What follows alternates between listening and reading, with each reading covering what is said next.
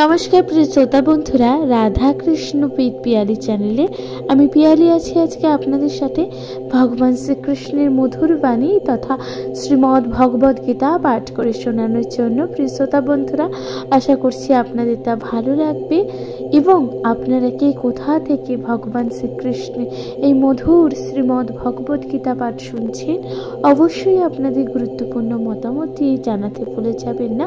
প্রিয় শ্রোতা বন্ধুরা, চ্যানেলে যদি প্রথমবার শুনে থাকেন অবশ্যই চ্যানেলটাকে সাবস্ক্রাইব করে দিয়ে লাইক কমেন্ট শেয়ার করে অবশ্যই পাশে থাকবেন।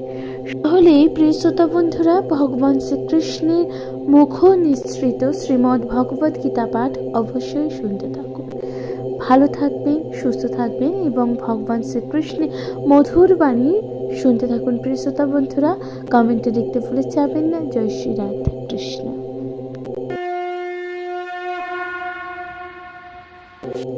প্রিয় শ্রোতা বন্ধুরা, শ্রীমদ্ ভগবদ গীতার ৩য় অধ্যায় কর্মযোগে ভগবান শ্রীকৃষ্ণ কি বলেছেন আসুন যার ব্যাখ্যা আপনাদের সাথে করি। প্রিয় শ্রোতা বন্ধুরা, ভগবান বলেছেন অষ্টম শ্লোকে, নিয়তং কুরু কর্মং তং কর্ম জয়সে হক মন্য শরীর যাত্রানি চ তেন প্রসিদ্ধ কর্মণ। প্রিয় শ্রোতা বন্ধুরা, তাহলে এই শ্লোকের অনুবাদ কোথায়? অর্থাৎ ভগবান কি বলেছেন অনুবাদে?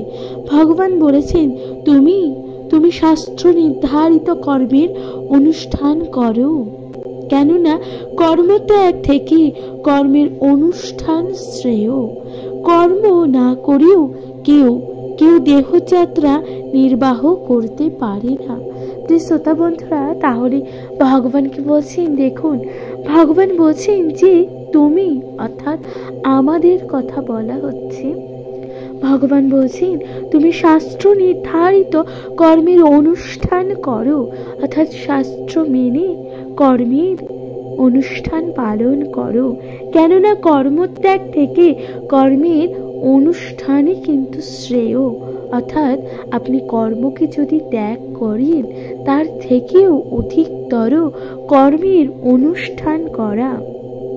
কর্ম না করেও কেউ দেহযাত্রা নির্বাহ করতে পারে না। অর্থাৎ কোনো মানুষ কর্ম না করে সে কিন্তু নিজের দেহ যাত্রা নির্বাহ করতে পারে না। প্রিয় শ্রোতা বন্ধুরা, ভগবান তাৎপর্য দিয়ে কি বলেছেন দেখুন। ভগবান তাৎপর্য দিয়ে বলেছেন যে অনেক ভণ্ড সাধু আছে, অর্থাৎ অনেক ভণ্ড সাধু আছে যারা নিজেদের উচ্চ বংশজাত বলে উপস্থাপিত করে এবং বহু পেশাদারী মানুষ আধ্যাত্মিক উন্নতির জন্য সব কিছু ত্যাগ করছে বলে ভান করে থাকে। অর্থাৎ অনেক কিছু ভণ্ড মানুষ আছে, এমনও কিছু ভণ্ড মানুষ আছে যারা নিজেদের উচ্চ বংশজাত বলে উপস্থাপন করে এবং তারা বহু পেশাদারী মানুষ আধ্যাত্মিক উন্নতির জন্য তারা নিজেদের সব কিছু ত্যাগ করে এমন একটা ভান করে। প্রিয় শ্রোতা বন্ধুরা, ভগবান বলছেন ভগবান শ্রীকৃষ্ণ অর্জুনকে এই রকম ভণ্ড সাধু হতে নিষেধ করেছেন। পক্ষান্তরে তিনি তাকে শাস্ত্র নির্ধারিত ক্ষত্রিয় ধর্ম পালন করতে উপদেশ দিয়েছিলেন। প্রিয় শ্রোতা বন্ধুরা, অন্যদিকে দেখুন ভগবান শ্রীকৃষ্ণ কি বলেছিলেন অর্জুনকে? কিন্তু কি বলেছেন যে তাকে শাস্ত্র নির্ধারিত অর্থাৎ শাস্ত্রের নিয়ম অনুসারে ক্ষত্রিয় ধর্ম পালন করার উপদেশ দিয়েছিলেন। অর্জুন ছিলেন একজন গৃহস্থ ও সেনাপতি এবং তাই শাস্ত্র নির্ধারিত গৃহস্থ ক্ষত্রিয়দের ধর্ম পালন করাই ছিল তার কর্তব্য। প্রিয় শ্রোতা বন্ধুরা, তাহলে ভগবান কি বলছেন দেখুন, অর্জুন ছিলেন একজন গৃহস্থ ও সেনাপতি, সুতরাং সুতরাং তার কি কর্তব্য ছিল? তার কর্তব্য ছিল শাস্ত্র নির্ধারিত এই গৃহস্থ ক্ষত্রিয়দের ধর্ম পালন করাই তার একমাত্রই কর্তব্য ছিল। এইভাবে ধর্ম পালন করার ফলে জড় বন্ধনে আবদ্ধ মানুষের হৃদয় পবিত্র হয় এবং তার ফলে সে জড় কলুষ থেকে মুক্ত হয়। প্রিয় শ্রোতা বন্ধুরা, ভগবান কি বলছেন দেখুন, এইভাবে ধর্ম পালন করার ফলে, অর্থাৎ এইভাবে কোনো মানুষ ধর্ম পালন করলে সেই জড় বন্ধনে আবদ্ধ মানুষের হৃদয় পবিত্র হয় এবং তার ফলে যে জড় কুলুষ থেকে তার মুক্তি হয়। প্রিয় শ্রোতা বন্ধুরা, ভগবান তাই বলছেন দেহ প্রতিপালন করবার জন্য তথাকথিত ত্যাগ ভগবানের কখনোই অনুমোদন করেননি। অর্থাৎ ভগবান বলছেন দেহকে প্রতিপালন করার জন্য যে তথাকথিত ধ্যান, এই যে তথাকথিত ধ্যান করাটা, তা কিন্তু ত্যাগ ভগবান কখনোই অনুমোদন করেননি। সুতরাং শাস্ত্রেও তার স্বীকৃতি দেওয়া হয়নি সর্বোপরি জীবন যাপনের জন্য মানুষকে কর্ম করতে হয়। সুতরাং সকল মানুষকে কিন্তু কর্ম করতে হয়। জড় জাগতিক প্রবৃত্তিগুলিকে শুদ্ধ না করে নিজের খেয়াল খুশি মতন কর্মত্যাগ করা উচিত নয়। প্রিয় শ্রোতা বন্ধুরা, এই যে জড় জাগতিক নানান রকমের প্রবৃত্তিগুলো রয়েছে, সেই সকল শুদ্ধ না করে নিজের খেয়াল খুশি মতন নিজের কর্মত্যাগ করা উচিত নয়। এই জড় জগতের প্রত্যেকেই জড় প্রকৃতির ওপর কর্তৃত্ব করবার কুলুষময় প্রবৃত্তি আবশ্যক আছে। প্রিয় শ্রোতা বন্ধুরা, তাই ভগবান বলছে যে এই যে জড় জগতের প্রত্যেকটি জড় প্রকৃতির ওপর কর্তৃত্ব করবার কুলুষময় প্রবৃত্তি অবশ্যই কিন্তু আছে। তাই ইন্দ্রিয় তৃপ্তির বাসনা আছে, ইন্দ্রিয় তৃপ্তির কিন্তু এক বাসনা আছে। এই ধরনের কুলুষময় প্রবৃত্তিগুলি পরিশুদ্ধ করতে হবে। শাস্ত্র নির্ধারিত উপায় তা না হয় করে কর্তব্য কর্ম ত্যাগপূর্বক এবং অন্যের সেবা নিয়ে জীবন যাপন করে তথাকথিত অতীন্দ্রিয়বাসী যোগ হওয়ার চেষ্টা করা কখনোই উচিত নয়। প্রিয় শ্রোতা বন্ধুরা, তাহলে ভগবান কত সুন্দরভাবে ব্যাখ্যা করে বলেছেন যে কর্তব্য কর্ম ত্যাগপূর্বক এবং অন্য কোনো মানুষের সেবা নিয়ে জীবন যাপন বা জীবন ধারণ করে তথাকথিত অতীন্দ্রিয়বাদী যোগ হবার বা যোগ করার চেষ্টা করা কিন্তু কখনোই উচিত নয়। প্রিয় শ্রোতা বন্ধুরা, তাহলে এখানেই সমাপ্ত হচ্ছে অষ্টম শ্লোক। আশা করছি আপনারা তা বুঝতে পেরেছেন। প্রিয় শ্রোতা বন্ধুরা, অষ্টম শ্লোকে ভগবান কত সুন্দরভাবে ব্যাখ্যা করেছেন। আশা করছি আপনারা তা বুঝতে পেরেছেন। প্রিয় শ্রোতা বন্ধুরা, এরপর আপনাদের সাথে পাঠ করে শোনাচ্ছি নবম শ্লোক। দেখুন ভগবান কি বলছেন। প্রিয় শ্রোতা বন্ধুরা, শুনতে থাকুন শ্রীমদ্ ভগবদ গীতা পাঠ এবং কমেন্টে লিখতে একদমই ভুলে যাবেন না জয় শ্রী রাধা কৃষ্ণ। প্রিয় শ্রোতা বন্ধুরা, এরপর শুনতে থাকুন শ্রীমদ্ ভগবদ গীতার নবম শ্লোক। ভগবান কি বলছেন, আসুন তার ব্যাখ্যা করি।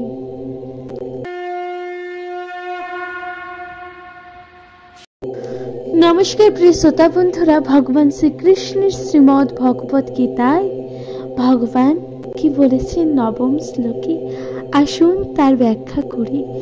ভগবান বলছেন জগৎথাঙ্গ কর্মণ্য অনর্থ লোকানাং লোক অয়ং কর্ম বন্ধন তদর্থাঙ্গ কর্ম কন্তয়ী মুক্তি সংঘ সমাচার।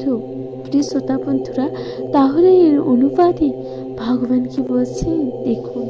ভগবান বলছেন বিষ্ণুর প্রতি বিধান করার জন্যই কেবল কর্ম করা উচিত নয়, তা না হলে কর্ম কর্ম এই জড় জগতের বন্ধনের কারণ হয়।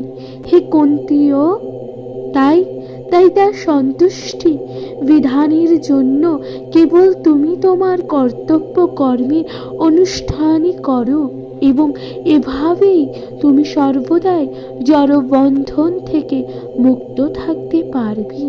শ্রোতা বন্ধুরা, ভগবান এভাবেই কিন্তু অনুবাদ করে বলেছেন। এরপর তাৎপর্য কি আছে? তাৎপর্য বলছে, যেহেতু দেহ প্রতিপালন করবার জন্য প্রত্যেক কর্ম করতে হয়, তাই সমাজের বর্ণ ও আশ্রম অনুসারে ভিন্ন ভিন্ন স্তরের জন্য এমনভাবে কর্ম নির্ধারিত করা হয়েছে যাতে সেই উদ্দেশ্যে যথাযথভাবে সাধিত হয়।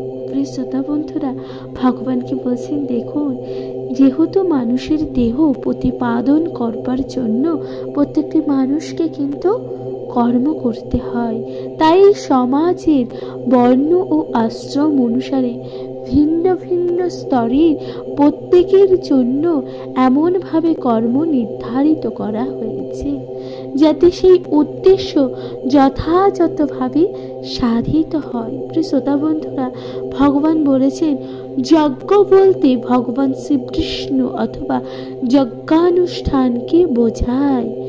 ভগবান বিষ্ণুর প্রতিবিধান করার জন্য সমস্ত যজ্ঞের অনুষ্ঠান করা হয়। শ্রোতা বন্ধুরা, তাহলে যজ্ঞ বলতে কি বোঝাচ্ছে? যজ্ঞ বলতে ভগবান শ্রী বিষ্ণু অথবা যজ্ঞানুষ্ঠানকে কিন্তু বোঝায়। ভগবান বিষ্ণুর প্রতিবিধান করার জন্য সমস্ত যজ্ঞের অনুষ্ঠান করা হয়। বেদে বলা হয়েছে, যজ্ঞৈব বিষ্ণু, অর্থাৎ যা যজ্ঞ তাই বিষ্ণু।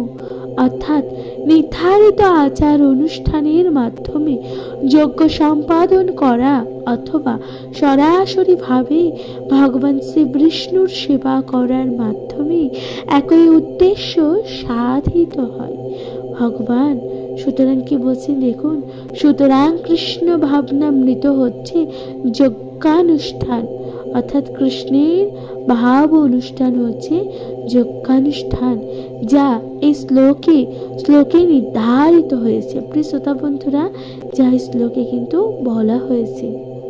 বর্ণাশ্রম ধর্মের উদ্দেশ্য ভগবান শ্রীবিষ্ণুকে সন্তুষ্ট করা। প্রিয় শ্রোতা বন্ধুরা, তাহলে বর্ণাশ্রম ধর্মের উদ্দেশ্য কি? ভগবান শ্রীবিষ্ণুকে সন্তুষ্ট করা। বর্ণাশ্রম ও চারুরতা পুরুষেন পর পুরাণ বিষ্ণুরাধ্যতে পন্থা নান্যত তত্ত্বস্য কারণম। শ্রোতা বন্ধুরা, দেখেছেন ভগবান কিভাবে বলেছেন? তাই বিষ্ণুকে সন্তুষ্ট করার জন্যই কর্ম করা উচিত। ভগবান কি বলছে দেখুন, সুতরাং আমাদের কিন্তু কি করা উচিত?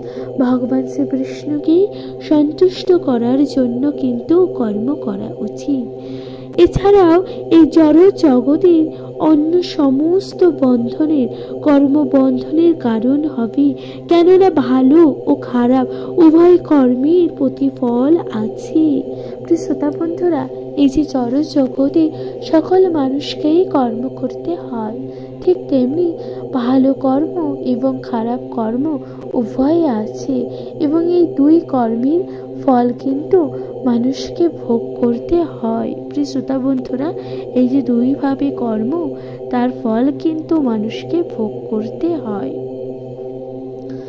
ভগবান তাই বলেছেন যে এছাড়াও জড় জগতের অন্য সমস্ত কর্মবন্ধনের কারণই হবে, কেননা ভালো খারাপের উভয়ের কর্মেরই প্রতিফল আছে।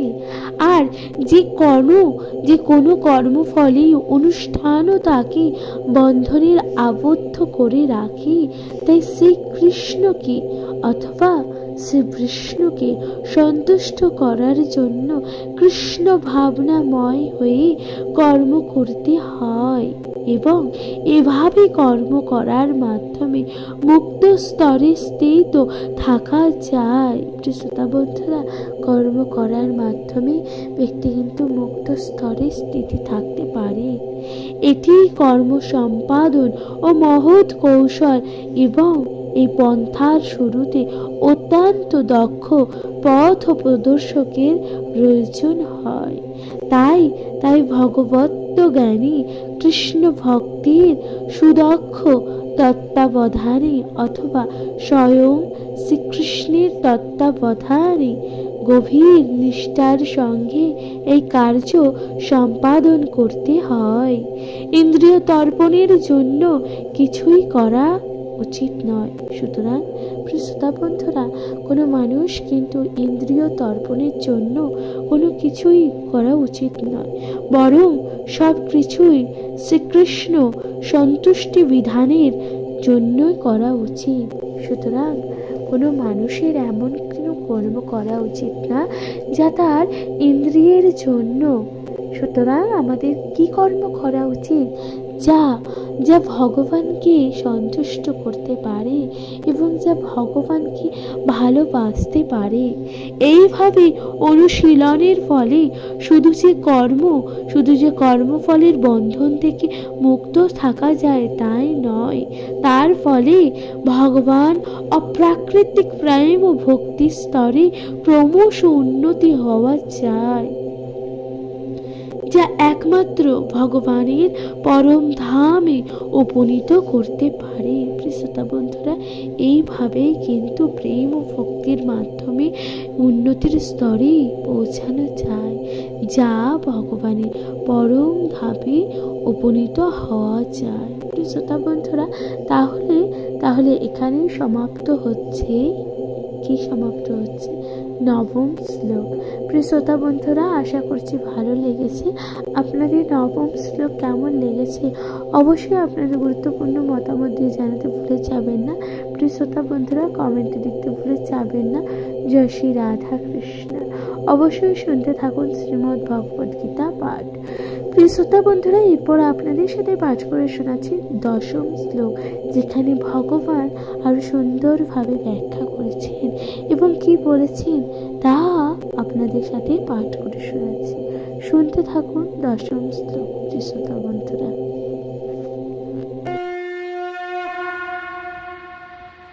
নমস্কার। প্রিয় শ্রোতা বন্ধুরা, শ্রীমদ্ ভগবদ গীতার কর্মযোগী দশম শ্লোকে ভগবান কি বলছেন দেখুন। ভগবান বলছেন,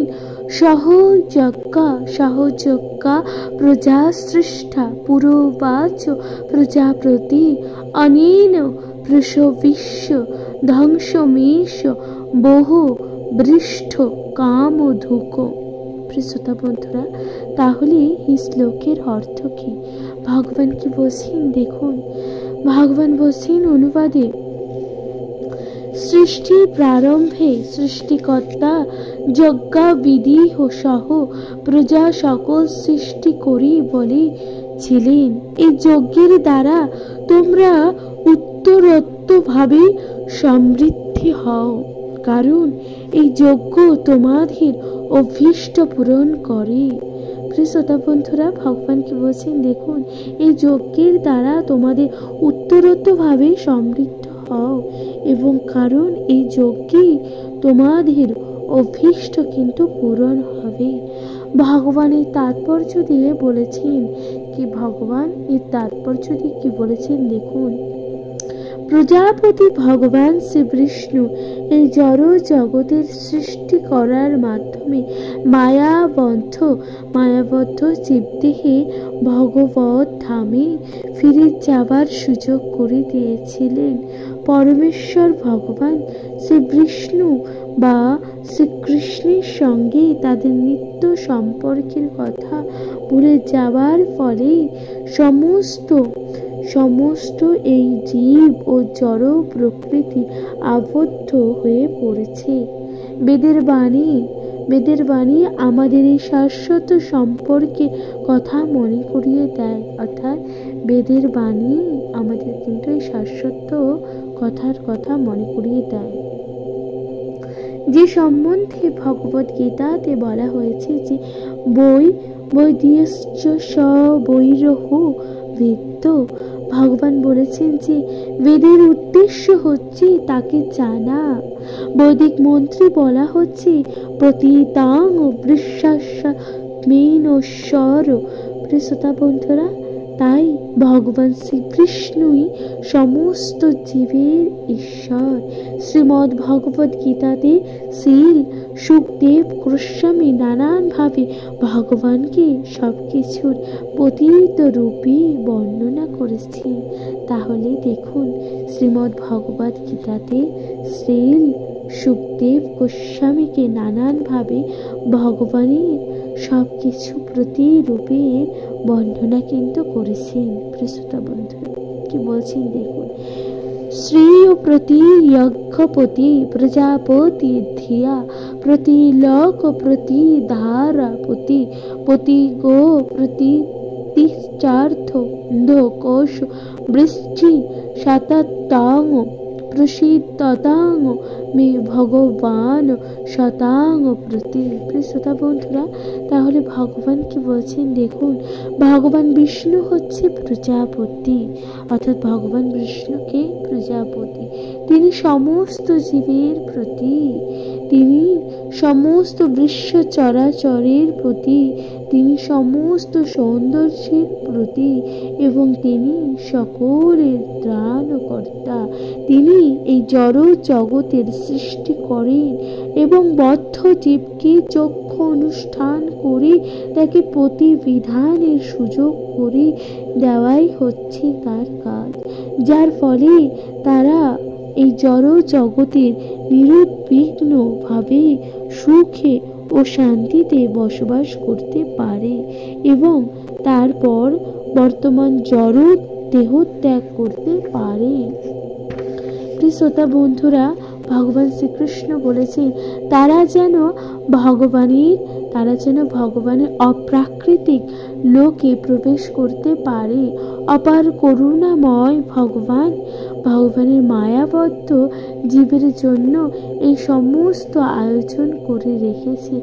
যজ্ঞ অনুষ্ঠান করার ফলে বদ্ধ জীব ক্রমান্বয়ে কৃষ্ণ চেতনা লাভ করে এবং সর্বতোভাবে দিব্য গুণাবলী অর্জন করে। শ্রোতা বন্ধুরা, তাহলে দিব্য গুণাবলী কিভাবে অর্জন করে ভগবান কি বলছেন বুঝতে পেরেছি।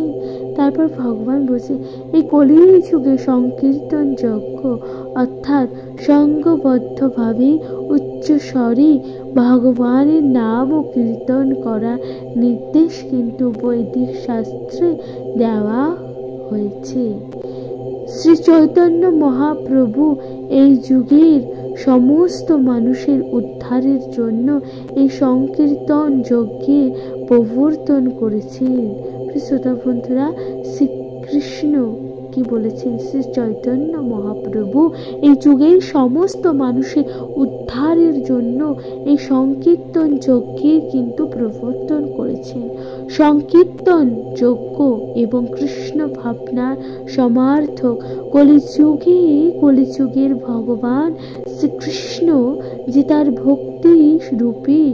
ভক্তরূপে শ্রী চৈতন্য মহাপ্রভু অবতীর্ণ হয়েছেন সংকীর্তন যজ্ঞের প্রবর্তনে। শ্রোতা বন্ধুরা, তাহলে এই কলিযুগে ভগবান শ্রীকৃষ্ণ যে তার ভক্তরূপে কি অবতীর্ণ হয়েছে, শ্রী চৈতন্য মহাপ্রভু অবতীর্ণ হয়েছে সংকীর্তন যজ্ঞের প্রবর্তন করার জন্য। সেই কথা শ্রীমদ্ ভগবদ গীতাতে উল্লেখ করে বলা হয়েছে। কি বলেছেন দেখুন, বলেছে যে কৃষ্ণ বর্ণং তৃষ্ণা কৃষ্ণ সঙ্গপঙ্গস্ত পার্বক দম যজ্ঞে সংকীর্তন প্রায়শ্চ জন্তি হি সুমেধস। শ্রোতা বন্ধুরা, তাহলে ভগবান কি বলেছেন দেখুন, এই কলিযুগে যথেষ্ট বুদ্ধিমত্তা সম্পন্ন মনীষীরা সংকীর্তন যজ্ঞের দ্বারা পর্যাপ্ত ভগবানের আরাধনা করে, অর্থাৎ এই কলিযুগে বুদ্ধি সম্পন্ন কিছু মনীষীরা আছে যারা সংকীর্তন এবং নাম ও যজ্ঞের মাধ্যমে ভগবানের আরাধনা করে। বৈদিক শাস্ত্রে আর এই যে সমস্ত যাগযজ্ঞের কথা বলা হয়েছে সেগুলো অনুষ্ঠান করা কিন্তু কলিযুগে সহজ নয়। কিন্তু সংকীর্তনের যজ্ঞ এত সহজ এবং উচ্চ স্তরে যে সকল উদ্দেশ্য অনায়াসে যে কেউ এই যজ্ঞ অনুষ্ঠান করতে পারে এবং ভগবদ গীতাতেও তা প্রতিপন্ন হয়েছে। শ্রোতা বন্ধুরা, তাই ভগবান বলেছেন যে কিছু কিছু বৈদিক শাস্ত্রে যে সকল যাগযজ্ঞের কথা বলা হয়েছে তাহলে তা কিন্তু অনুষ্ঠান কিন্তু এই কলিযুগে করা যায় না, সম্ভব নয়। কিন্তু কিছু কিছু আছে যা সংকীর্তনের যজ্ঞ এতটাই সহজ এবং উচ্চ স্তরে যে সকল উদ্দেশ্য অনায়াসে যে কেউ এই যজ্ঞ অনুষ্ঠান করতে পারে। ভগবদ গীতাতে কিন্তু তা প্রতিপন্ন আছে। প্রিয় শ্রোতা বন্ধুরা, তাহলে এখানেই সমাপ্ত হচ্ছে 10ম শ্লোক। আশা করছি আপনাদের তা ভালো লেগেছে। প্রিয় শ্রোতা বন্ধুরা, 10ম শ্লোক ভগবান কত সুন্দরভাবে ব্যাখ্যা করেছে। আশা করছি তা আপনারা ভালো লেগেছে এবং আপনারা কে কোথা থেকে শ্রীমদ্ ভগবদ গীতা পাঠ শুনছেন আপনাদের গুরুত্বপূর্ণ মতামত দিতে ভুলে যাবেন না। প্রিয় শ্রোতা বন্ধুরা, চ্যানেলে প্রথমবার হয়ে থাকলে অবশ্যই চ্যানেলটিকে সাবস্ক্রাইব করে দিতে ভুলে যাবেন না। সবাই পাশে থাকুন, ভালোবাসুন এবং শ্রীমদ্ ভগবদ গীতা পাঠ অবশ্যই শুনতে থাকুন। প্রিয় শ্রোতা বন্ধুরা, ভালো থাকবেন, সুস্থ থাকবেন এবং শ্রীমদ্ ভগবদ গীতা পাঠ অবশ্যই শুনতে থাকবেন। নিজে শুনবেন এবং সকল মানুষের সাথে কিন্তু শ্রীমদ্ ভগবদ গীতা পাঠ অবশ্যই ভাগ করে নিতে একদমই ভুলে যাবেন না। প্রিয় শ্রোতা বন্ধুরা, ভালো থাকুন, সুস্থ থাকুন এবং শ্রীমদ্ ভগবদ গীতা পাঠ অবশ্যই শুনতে থাকুন। তাহলে আজকের মতো জানাচ্ছি বিদায়। জয় শ্রী রাধা কৃষ্ণ।